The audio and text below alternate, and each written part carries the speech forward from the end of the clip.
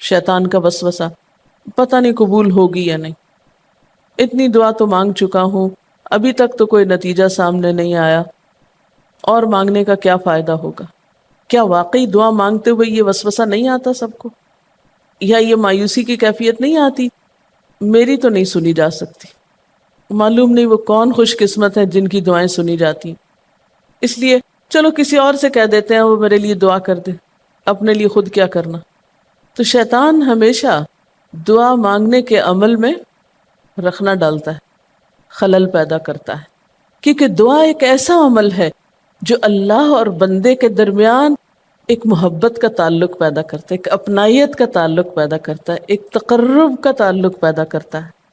جب انسان اپنے رب سے مانگتا ہے تو اس کا احسان مند ہوتا ہے، اس کے قریب آ جاتا ہے، اور مانگتا انسان کس سے ہے؟ جس پر مان ہوتا ہے، جس پر یہ یقین ہوتا ہے کہ وہ دے گا، جس پر اعتماد ہوتا ہے کہ وہ میرا بہت خیر خواہ ہے، میرا بھلا کرنے والا ہے۔ انسان ہر ایک سے نہیں مانگ سکتا، ہر ایک کے سامنے اپنی ضرورت نہیں رکھ سکتا۔ تو اگر دیکھا جائے تو ایک اللہ کی ذات ایسی ہے کہ جس سے یہ ساری توقعات پوری ہو سکتی، اللہ کے سوا کوئی نہیں کہ جو انسان کے ساتھ ایسا معاملہ کر سکے۔ اس لیے تمہارا رب کہتا ہے کہ مجھ سے مانگو، اس کو پسند ہے بندوں کا مانگنا۔ اچھا، یہ جو دعا ہے اس میں صرف کسی چیز کا براہ راست نام لے کر مانگنا ہی شامل نہیں، یعنی مانگنے کے طریقوں میں صرف ایسا ہی نہیں کہ ہم کہ یا اللہ فلاں چیز مجھ کو دے دے۔ اس کے کئی انداز ہو سکتے ہیں۔ ایک تو یہی براہ راست کسی خاص چیز کا سوال کرنا، یہ بھی بہت اچھا ہے۔ بندوں سے سوال کرنا برا ہے، لیکن اللہ تعالیٰ سے سوال کرنا تو عبادت کا درجہ رکھتا ہے۔ یعنی کتنا پیار آتا ہے نا اللہ تعالیٰ پہ کہ ضرورت ہماری ہے اور ہمارے اس مانگنے کے عمل کو بھی عبادت کہہ رہے ہیں، کیونکہ ایک تعلق ہے نا، وہ وقت اس کی یاد میں گزرتا ہے، اس کی طرف متوجہ ہو کر گزرتا ہے، اس لیے وہ وقت بھی عبادت بن جاتا ہے، وہ عمل بھی عبادت ہو جاتا ہے۔ تو ایک تو یہ کہ جیسے ہم سوال کرتے ہیں اللہم انی اسألک کہہ کے دعا مانگتے ہیں، یہ جتنی مسنون دعا میں آپ نے دیکھا ہوگا اسألک برابر سوال کا لفظ ہے۔ لیکن کچھ دعائیں ایسی ہوتی ہیں جس میں سوال نہیں کیا جاتا، صرف اللہ تعالیٰ کی حمد و ثنا کر دی جاتی ہے، جیسے حضرت ایوب علیہ السلام نے کہا تھا انی مسنی الضر وانت ارحم الراحمین۔ یہ بھی دعا کا ایک انداز ہے، مانگا کچھ بھی نہیں، بس اپنی تکلیف کا اظہار کر دیا اور اللہ تعالیٰ کی حمد و ثنا کر دی، مجھے تکلیف پہنچی ہے اور آپ سب سے بڑھ کے رحم فرمانے والے۔ یہ بھی نہیں کہا آپ رحم فرمائیے، کہ آپ تو سب سے بڑھ کے رحیم ہیں اور میری تکلیف آپ جانتے ہیں۔ یہ بھی ایک سٹائل ہے۔ اسی طرح کوئی ذکر کر دینا، مثلا استغفار پڑھنا۔ اب استغفار پڑھنے والے کے لیے کتنی خوشخبریاں ہیں کہ اس کا ہر مسئلہ آسان ہو سکتا ہے اس کی وجہ سے۔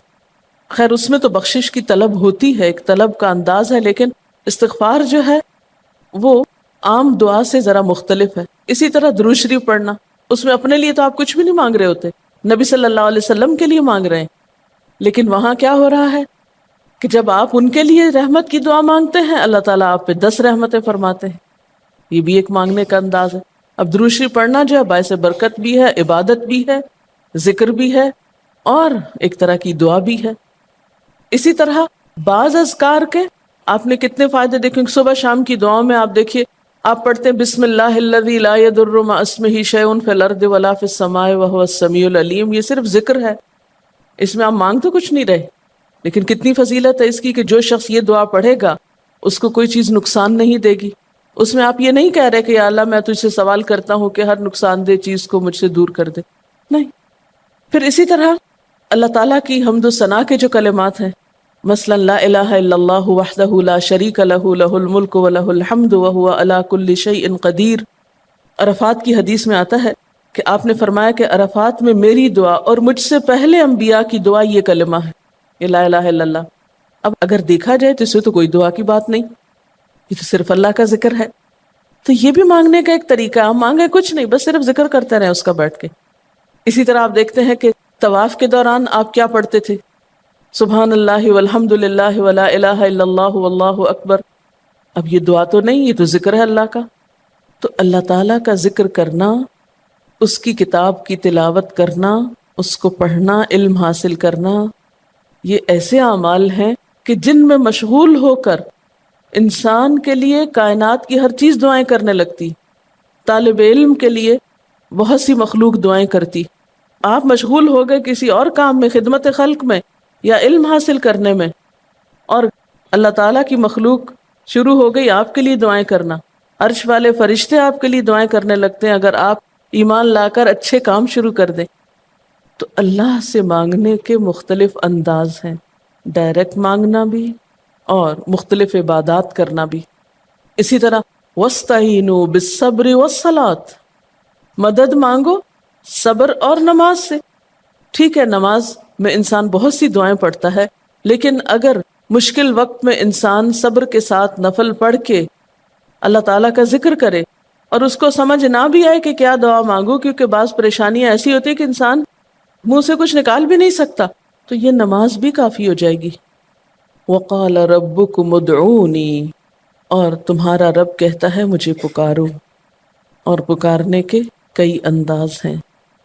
دل ہی دل میں پکارنا بھی آتا ہے، چپ کے پکارنا بھی آتا ہے، اونچی آواز سے پکارنا بھی آتا ہے، اکیلے پکارنا بھی آتا ہے، سب کے ساتھ مل کے دعا کرنا بھی آتا ہے. کوئی دعا مانگ رہا ہو تو آمین کہنے سے بھی بات بن جاتی.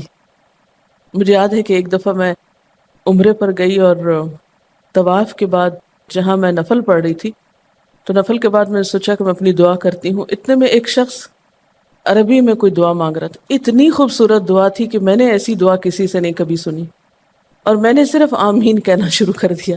میں نے کہا یا اللہ، میری تو نہ زبان میں اتنی بلاغت و فصاحت ہے، نہ مجھے اتنی باتیں آتی ہیں، مجھے تو مانگنا بھی نہیں آتا، تو بس جو کچھ یہ مانگ رہا مجھے بھی یہی دے دے. میں نے صرف آمین آمین آمین کہنا شروع کر دیا. یہ کتنا بڑا اس کا احسان ہے کہ ہم آمین کہہ کے بھی شامل ہو جاتے ہیں دوسروں کی دعاؤں میں. تو اسی لیے دعا کو عبادت کا نچوڑ کہا گیا، کریم، خلاصہ، ساری عبادت کا اوپر کا حصہ. اور ویسے بھی اگر دیکھا جائے تو ہر نماز میں بہت سی دعائیں ہیں. ہر موقع کی اللہ کے رسول صلی اللہ علیہ وسلم نے مختلف طرح کی ہمیں دعائیں سکھائی ہیں. سویرے جو آنکھ کھلتی ہے، سویرے کے اگر آدھی رات کو بھی کھلتی ہے، اس کی بھی دعا ہے. اس وقت سے لے کر کوئی کام ایسا نہیں دین کا یا دنیا کا، اچھا یا برا، جس کے لیے کوئی نہ کوئی دعا نہ موجود ہو. یعنی اتنا خوبصورت عمل ہے دعا مانگنا کہ جس کے لیے کسی خاص چیز کی قید بھی نہیں کہ کہیں بند کے بیٹھو تو ہی مانگو، کہیں پہنچو تو مانگو. نہیں، کہیں بھی مانگو، دن کو مانگو یا رات کو مانگو، کھڑے ہو کے مانگو یا بیٹھ کے مانگو، چلتے پھرتے مانگو یا چپ کے مانگو، منہ سے بولو بھی نہیں اور دل ہی دل میں مانگو تو بھی وہ سن لیتا ہے. کسی بھی طرح مانگ سکتے ہو، کہیں بھی کچھ بھی مانگ سکتے ہو. اس لیے وقال ربکم ادعونی استجب لکم، تمہارا رب کہتا ہے مجھ سے مانگو، میں تمہاری دعا قبول کروں گا. اور آپ کو پتہ ہے کہ ربکم یہ صرف مسلمانوں کا رب نہیں، رب تو ساری مخلوق کا ہے. کافر کا رب بھی وہی ہے، خواہ وہ مانے یا نہ مانے. اس لیے قبولیت دعا کے لیے مسلمان ہونا بھی شرط نہیں. اگر کوئی کافر بھی اللہ کو پکارتا ہے، اپنے رب کو پکارتا ہے، تو وہ اس کی بھی سنتا ہے. اور خصوصاً اگر وہ مظلوم ہو، کسی نے اس پہ ظلم کیا ہو، تو وہ فریاد فوراً اوپر پہنچتی ہے، خواہ وہ مسلمان نہ بھی ہو. اس لیے یہ جو دعائیں ہیں یہ آپ سب کو بتا سکتے ہیں، مسلم نان مسلم سب کو سکھا سکتے ہیں، تاکہ وہ اپنے رب کو پکارے اور رب ان کو ہدایت دے. اور پھر آپ دیکھیں گے کہ دعا کے ذریعے جو اللہ تعالیٰ پر اعتماد بیٹھتا ہے، اور اگر وہ خصوصاً یہ کہ جلدی قبول ہو جائے، تو اس وقت جو ایک خصوصی شکر کی کیفیت آتی ہے. لیکن یہ کہ مایوس نہیں ہونا. بات میں یہ کر رہی تھی کہ اس کے لیے کوئی شرط نہیں کہ کوئی شخص بہت نیک مسلمان ہو یا بہت اچھا مسلمان ہو، وہ تو گناہ گاروں کی بھی سنتا ہے. اس لیے بعض اوقات لوگ جب مایوس ہونے لگتے ہیں نا کہ ہم تو بہت گناہ گار ہیں، ہماری نہیں سنی جائے گی، تو انہیں مایوس نہیں ہونا چاہیے. مایوس ہو کے کہاں جائیں گے سننے؟ کس سے مانگنے جائیں گے؟ ان کو بھی پکارنا چاہیے، خواہ کوئی کیسے بھی گناہ میں ڈوبا ہوا، کیسی بھی حالت میں ہو، اور اس کے لیے بھی مانگنا چاہیے. حتیٰ کہ کافر جب تک زندہ ہے، اس کی صحت کے لیے، اس کی ہدایت کے لیے، اس کی خیرخواہی بھلائی کے لیے بھی آپ خوب دعائیں مانگ سکتے ہیں. آپ صلی اللہ علیہ وسلم ابو جہل کے لیے بھی دعا کرتے تھے، یا حضرت عمر کے لیے کہتے تھے کہ ان دونوں میں سے کسی ایک کو تو ضروری ہدایت دے. تو دعا ہر حال میں فائدہ دیتی ہے. ان مصیبتوں میں بھی فائدہ دیتی ہے جو اتر چکی ہیں، ان میں بھی دیتی ہے جو نہیں اتری. دعا تو ابلیس کی بھی قبول ہوئی تھی. اس نے قیامت تک زندگی کی دعا مانگی تھی، اس کی بھی قبول کر لی گئی. اس نے کہا تھا قال انظرنی الی یوم یبعثون، قیامت تک کے لیے مجھے مہلت دے کہ میں انسانوں کو بھٹکا سکوں. تو اللہ تعالیٰ نے کہا جاؤ، تمہیں مہلت دی گئی. اس لیے یہ خیال تو اپنے دل سے سب نکال دیں کہ ہماری دعا نہیں قبول ہوتی. سب کی ہو سکتی، شرط یہ ہے کہ آپ واقعی دعا مانگ رہے ہوں. ہاں، جو غافل دل سے مانگے اس کی نہیں قبول ہوتی، کیونکہ وہ مانگ نہیں رہا، وہ تو بس صرف ایک فرض پورا کر رہا ہے. وہ بظاہر دیکھنے میں مانگنے کا عمل نظر آ رہا ہے لیکن حقیقت میں مانگ نہیں رہا. تو حدیث میں آتا ہے کہ اللہ تعالیٰ غافل دل کی دعا نہیں قبول کرتا. بس کچھ ادب یہ ضرور سکھائے گئے کہ انسان قطع رحمی کی دعا نہ کرے، گناہ کی دعا نہ کرے، غلط کاموں کی دعا نہ کرے، اور پھر ساتھ یہ کہ دعا کرنے کے بعد مایوس نہ ہو، دعا میں جلد بازی نہ کرے، کیونکہ اللہ تعالیٰ نے قبولیت دعا کا وعدہ کر رکھا ہے. استجب لکم، میں قبول کروں گا تمہاری دعائیں. ہاں یہ ضرور ہے کہ قبولیت کی شکلیں مختلف ہوتی ہیں. بعض اوقات تو انسان کو بالکل وہی مل جاتا ہے جو وہ چاہتا ہے، بعض اوقات وہ نہیں ملتا جو وہ چاہتا ہے، بلکہ وہ دے دیا جاتا ہے جو اس کو زیادہ ضرورت ہوتا ہے. یعنی ہمارا تو علم اتنا محدود ہے نا، ہم ایک چیز مانگ رہے ہوتے ہیں جو ہمارے حق میں کوئی زیادہ اچھی نہیں ہوتی. اللہ تعالیٰ ہمارے لیے ہم سے بڑھ کر مہربان ہے، وہ ہمیں وہ نہیں دیتا بلکہ وہ دیتا ہے جو ہمیں اس سے زیادہ فائدہ دے سکتا ہے. اگر آپ اپنی گزشتہ زندگی کی دعاؤں پہ ایک نظر ڈالیں تو ہم کتنی چھوٹی چھوٹی چیزیں مانگتے رہے ہیں اور اللہ تعالیٰ نے ہمیں اس سے بڑھ کر عطا کیا ہے. ہم سب کو جو اللہ تعالیٰ نے دین کی سمجھ دی یا دین کو سیکھنے کا شوق دیا، ضروری نہیں کہ ہم سب نے یہ مانگا ہی ہو کہ اللہ تو ہمیں موقع دینا اپنے دین کو سیکھنے کے لیے، سکھانے کے لیے.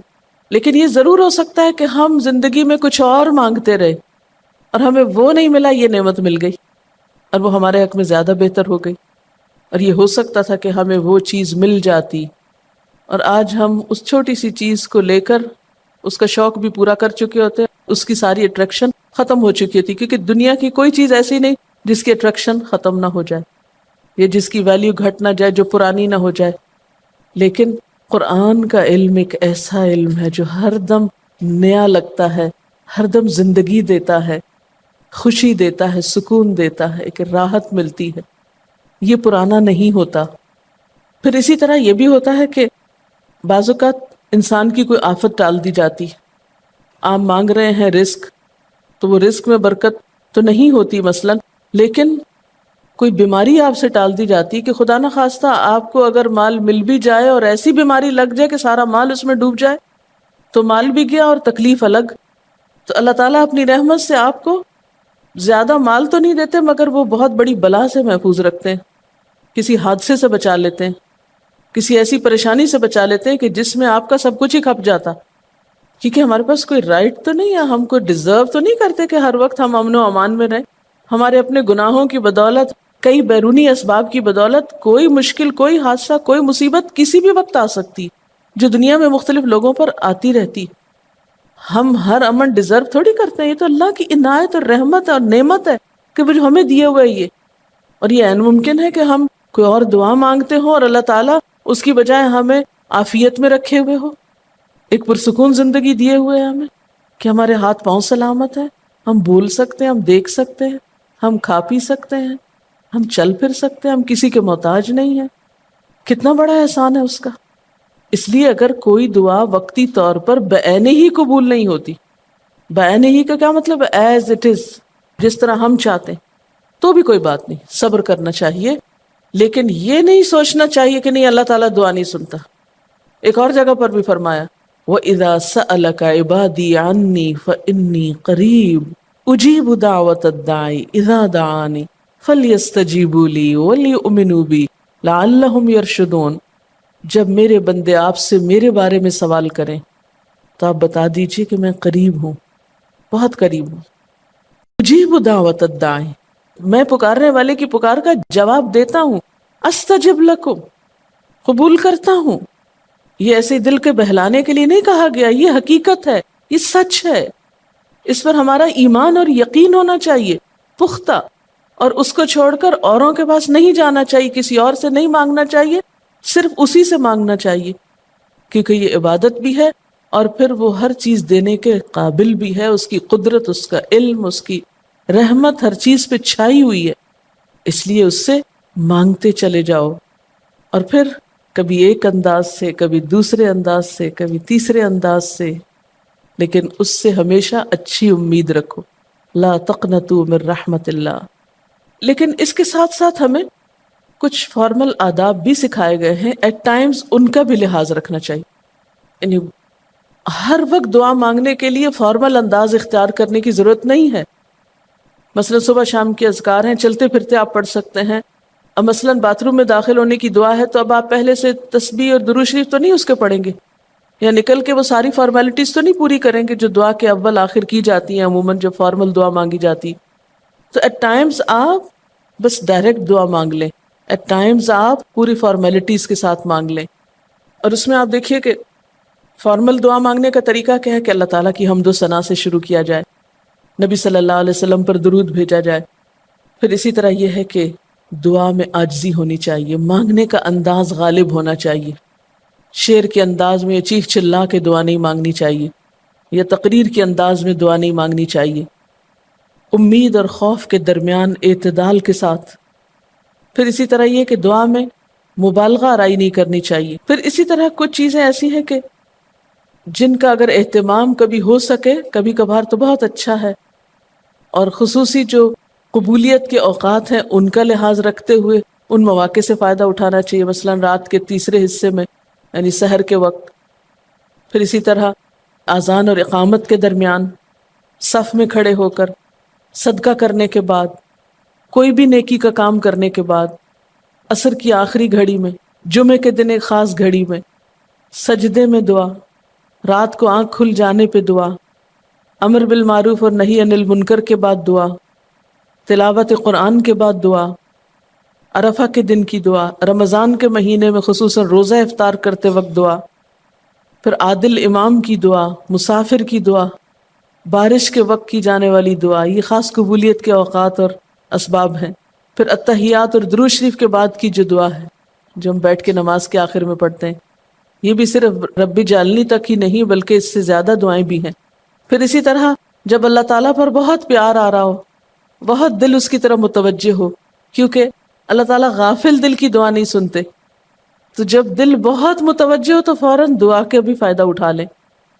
اسی طرح اضطراری کیفیت میں، بہت بے چینی کے وقت، جب کچھ سمجھ میں نہ آ رہا ہو، بیماری کے وقت، پھر اسی طرح سفر کے وقت، پھر اولاد کی دعا ماں باپ کے لیے، ماں باپ کی دعا اولاد کے لیے، استاد کی دعا شاگردوں کے لیے، شاگردوں کی دعا استاد کے لیے، اور جب دعا مانگے تو انداز کیا ربنا اغفر لی ولوالدی وللمؤمنین، اپنی ذات سے شروع کر کے والدین یا قریبی لوگوں کے بعد پھر سب کے لیے عام دعا، پھر اسی طرح وضو کے بعد کی دعا، کعبہ کو دیکھتے وقت جب پہلی نظر سے دیکھیں، پھر حتیم کے اندر، پھر سعی اور طواف کرتے وقت دعائیں پڑھنا، پھر مزدلفہ میں۔ لیکن یاد رکھیے کہ ان قبولیت کے خاص مواقع اور مقامات کے علاوہ دعا تو کسی بھی وقت کی جا سکتی اور کوئی بھی گھڑی قبولیت کی گھڑی ہو سکتی، اس لیے ہمیشہ دعا مانگتے وقت یہ یقین رکھیں کہ اللہ تعالیٰ قبول کرے گا، مایوسی کے ساتھ دعا نہ ہو، کیونکہ جتنی ہماری دعا کے اندر یقین کی کیفیت ہوگی اتنا ہی انشاءاللہ قبولیت کے چانسز زیادہ ہوں گے۔ یعنی عزم کے ساتھ دعا مانگنی چاہیے، یہ نہیں کہنا چاہیے یا اللہ تو چاہے تو قبول کر، نہیں چاہتا تو نہ کر، یہ نہیں کہنا چاہیے کبھی بھی، نہیں یا اللہ تو کر سکتا ہے تو قبول فرما۔ پھر اسی طرح آپ دیکھیں کہ مظلوم کی بد دعا جو ہے وہ بہت تیزی سے قبول ہوتی، کہتے ہیں نا مظلوم کی بد دعا سے بچو کیونکہ وہ کہاں جا پہنچتی ہے؟ ساتویں آسمان تک۔ اور پھر آپ دیکھیے کہ نبی صلی اللہ علیہ وسلم نے فرمایا لا يرد القضاء الا الدعاء، قضاء کو کوئی چیز نہیں ٹال سکتی مگر دعا، یعنی تقدیر بھی بدل دیتی۔ آپ صلی اللہ علیہ وسلم نے فرمایا آدمی جب کبھی اللہ سے دعا مانگتا ہے اللہ تعالیٰ اسے یا تو وہی چیز دے دیتا ہے جس کی اس نے دعا کی تھی، یا اس درجے کی کوئی بلا آنے پہ اس سے روک دیتا ہے۔ آپ صلی اللہ علیہ وسلم نے فرمایا بندے کی دعا قبول کی جاتی ہے بشرطے کہ وہ کسی گناہ کی یا قطع رحمی کی دعا نہ کرے اور جلد بازی سے کام نہ لے۔ عرض کیا گیا جلد بازی کیا ہے یا رسول اللہ؟ فرمایا جلد بازی یہ ہے کہ آدمی کہے میں نے بہت دعا کی مگر میں دیکھتا ہوں کہ میری دعا قبول ہی نہیں ہوتی، اور یہ کہہ کر آدمی تھک جائے اور دعا مانگنی چھوڑ دے۔ نہیں، دعا سے کبھی نہ تھکے، اس لیے کہ اللہ کی نگاہ میں دعا سے بڑھ کر کوئی چیز باوقت نہیں۔ لیس شیء اکرم علی اللہ من الدعاء۔ اور پھر خصوصاً اللہ کا فضل مانگنا، قرآن پاک میں بھی اللہ تعالیٰ فرماتے ہیں وَاسْأَلُوا اللَّهَ مِنْ فَضْلِهِ، اللہ سے اس کے فضل کا سوال کرو۔ پھر اسی طرح عافیت کی دعا کہ اللہ تعالیٰ ہر حادثے مصیبت تکلیف پریشانی سے بچا کر رکھے، یہ دعا بھی بہت پسندیدہ ہے اللہ تعالیٰ کے نزدیک۔ آپ صلی اللہ علیہ وسلم نے فرمایا دعا ہر حال میں فائدہ دیتی ہے، ان بلاؤں کے معاملے میں جو نازل ہو چکی اور ان کے معاملے میں جو نازل نہیں ہوئی، بس اے بندگان خدا تم ضرور دعا مانگا کرو۔ اور پھر آخری بات کہ تم میں سے ہر شخص کو اپنی ہر حاجت اپنے رب سے مانگنی چاہیے، حتیٰ کہ اگر جوتی کا تسمہ بھی ٹوٹ جائے تو بھی اللہ تعالیٰ سے دعا کرے، یعنی چھوٹی چھوٹی چیزوں میں بھی جب ضرورت پیش آئے تو اللہ کی طرف رجوع کرے۔ وَقَالَ رَبُّكُمُ ادْعُونِي أَسْتَجِبْ لَكُمْ، اور تمہارا رب کہتا ہے کہ مجھے پکارو، مجھ سے مانگو، میں تمہاری دعا قبول کروں گا۔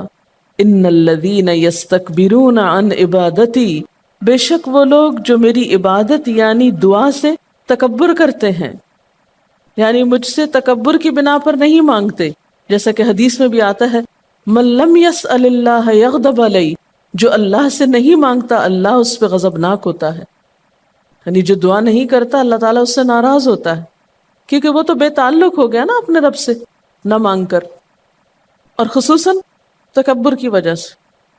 ایسے لوگوں کی جزا کیا ہے؟ سیدخلون جہنم داخرین،